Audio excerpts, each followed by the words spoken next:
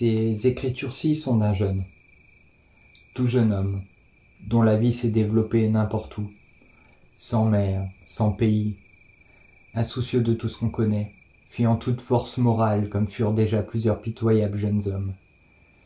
Mais lui, si ennuyé et si troublé qu'il ne fit que s'amener à la mort comme à une pudeur terrible et fatale.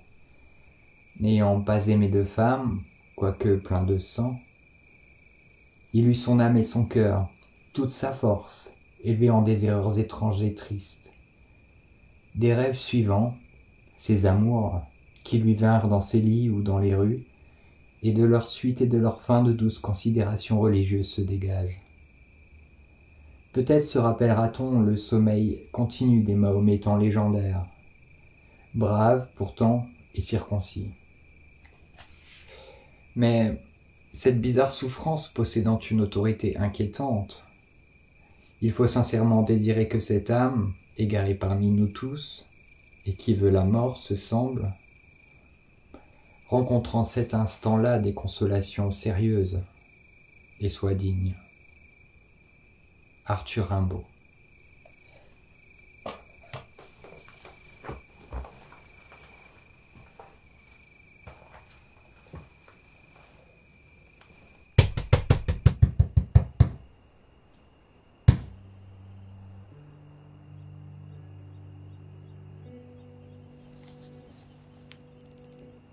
C'est certes la même campagne, la même maison rustique de mes parents, la salle même où les dessus de porte sont des bergeries roussies, avec des armes et des lions.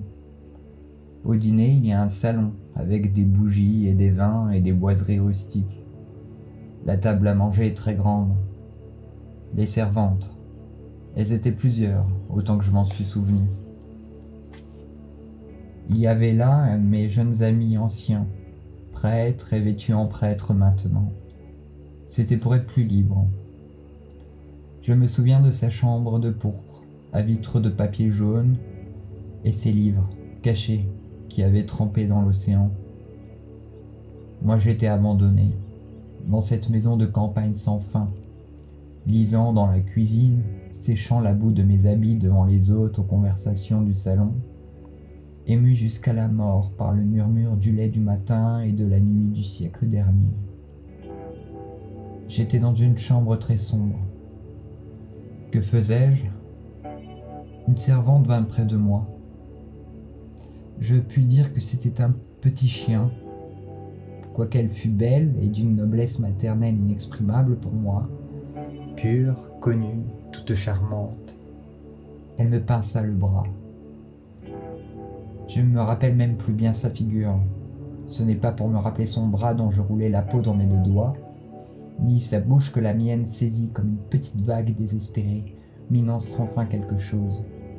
Je la renversais dans un coin de corbeille de coussins et de toile de navire, en un coin noir. Je ne me rappelle plus que son pantalon à dentelle blanche. Puis, au désespoir, la cloison devint vaguement l'ombre des arbres, et je me suis abîmé sous la tristesse amoureuse de la nuit. Et je me suis abîmé sous la tristesse amoureuse de la nuit. Je me suis abîmé sous la tristesse amoureuse. Cette fois, c'est la femme que j'ai vue dans la ville, et à qui j'ai parlé, et qui me parle. J'étais dans une chambre sans lumière. On va me dire qu'elle était chez moi, et je la vis dans mon lit, tout à moi, sans lumière. Je fus très ému, et beaucoup parce que c'était la maison de famille.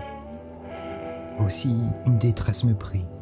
J'étais en haillons, moi, et elle mondaine qui se donnait. Il lui fallait s'en aller, une détresse sans nom. Je la pris et la laissai tomber hors du lit, presque nue. Et dans ma faiblesse indicible, je tombais sur elle et me traînais avec elle parmi les tapis sans lumière. La lampe de la famille rougissait l'une après l'autre les chambres voisines. Alors la femme disparut. Je versai plus de larmes que Dieu n'en a pu jamais demander.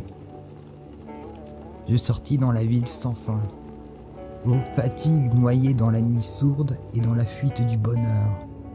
C'était comme une nuit d'hiver, avec une neige pour étouffer le monde décidément. Les amis auxquels je criais, où restait-elle, répondaient faussement. Je fus repoussé, je pleurais énormément à tout cela. Enfin, je suis descendu dans un lieu plein de poussière et assis sur des charpentes. J'ai laissé finir toutes les larmes de mon corps avec cette nuit, et mon épuisement me revenait pourtant toujours.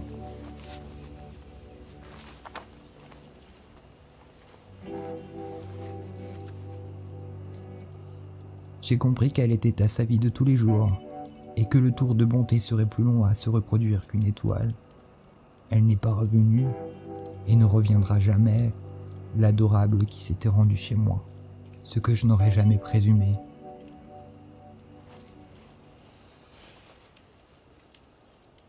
Vrai, cette fois j'ai pleuré plus que tous les enfants du monde.